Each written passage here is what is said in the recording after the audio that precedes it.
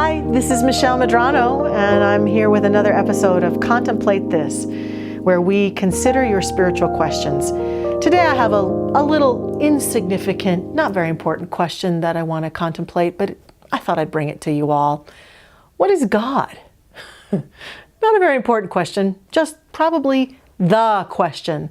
The question that has caused many of us to launch on a search, the perennial question that humanity has been trying to answer. And so I can give you an articulation of what Science of Mind and Spirit believes God to be, what our founder Ernest Holmes talked about what God could be, and my own experience of what God might be.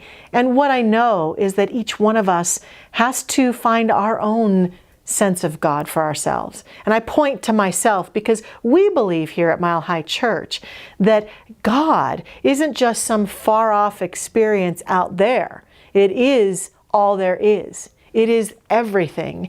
I've often heard it said it's like we're a fish swimming in the ocean wondering where the water is, that it's everywhere present and we are in it and it is in us.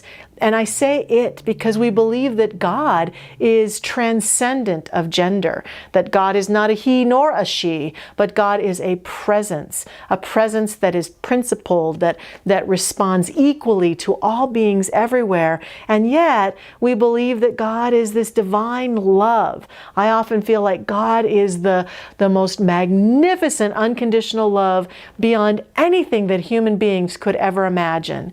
And so it's love and it's law. That's what Ernest Holmes, our founder, used to say. It's love and law. It's love in that it is this presence that cherishes every part of creation. There's no being, no experience, no thing that this God presence is disappointed in. That it's absolutely pleased with all that is, including you, including me.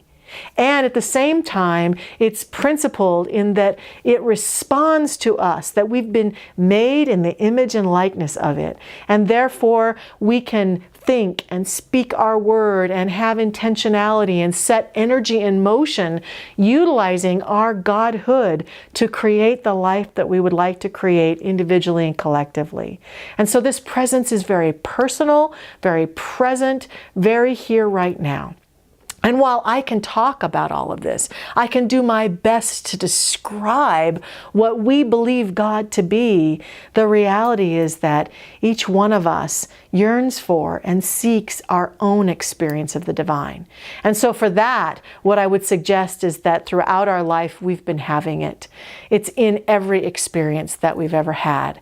That presence is who we are and what is contained within the scope of our life. And so we can't not experience God.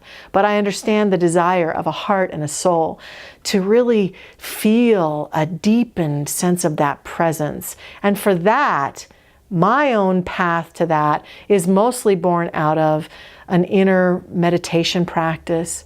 It's often born out of some transcendent experience. I remember the day that my son was born. I knew there was a God that day as I looked into his eyes, as I've watched countless sunsets. I don't do sunrise very well because it's just not in my body clock, but I got lots of sunsets. I have seen and witnessed God as I have looked at faces and hearts and talked to people throughout my whole life.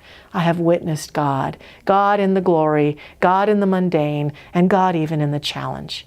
And so I welcome the opportunity to see God in every way I can. And I invite you to join me in that this week, to look around and see and witness with awe and wonder the face in the mirror, as well as all that exists beyond that, and see and name it and know that it is Spirit, it is God, it is the divine. Have a wonderful, wonderful week. I welcome any questions or comments you want to make below. I welcome you to subscribe to this wonderful show so that you can know when we're broadcasting. And if you're watching us on Facebook, again, please feel free to comment or add your questions. Have a great week.